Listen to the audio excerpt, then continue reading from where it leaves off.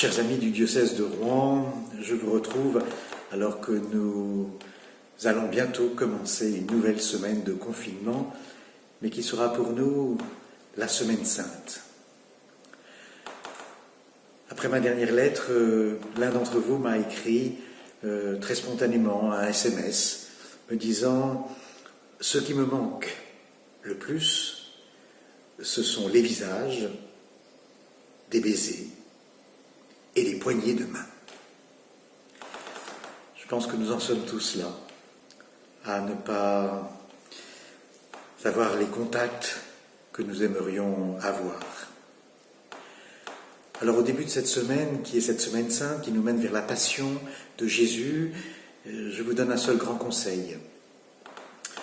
Lisez lentement la passion de Jésus, selon saint Matthieu par exemple, au chapitre 26 et 27, et arrêtez-vous sur les visages, le visage de Jésus, les visages que vous rencontrez, sur les baisers que vous avez reçus, sur celui que Jésus reçoit de Judas, et puis sur les mains, ces mains auxquelles nous devons tant, les mains de Jésus.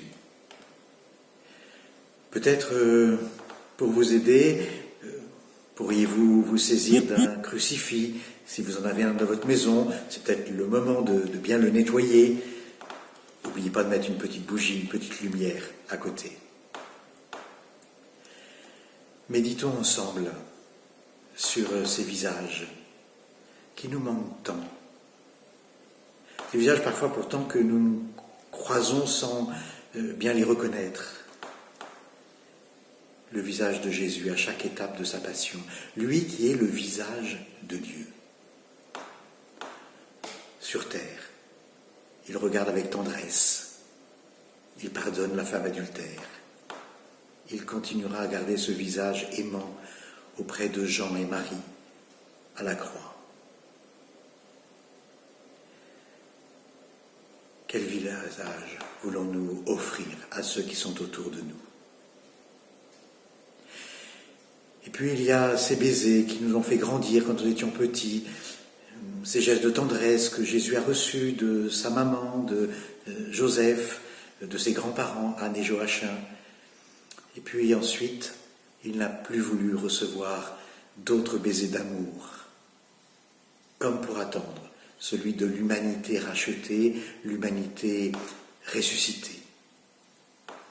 Au fond, nous avons peut-être aussi participé à cet autre baiser qui a été donné à Jésus, le baiser de Judas, qui l'a trahi. C'est le moment. Le pape François nous y appelle de se confesser spirituellement, c'est-à-dire en pleine vérité, devant le Seigneur. Nous l'avons aimé, nous l'aimons et nous l'avons trahi.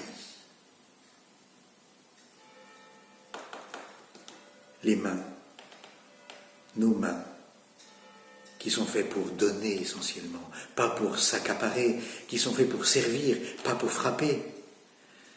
Ces mains de Jésus qui a béni, multiplié les pains, vont se trouver transpercés, maintenus sur la croix.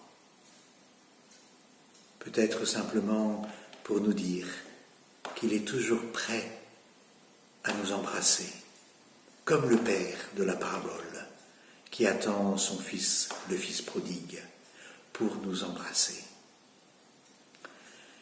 Chers amis du diocèse de Rouen, avançons avec confiance, en vérité, faisons de notre appartement, de notre chambre, nos petites églises de cette semaine, où nous allons pouvoir accueillir la passion et la résurrection de Jésus.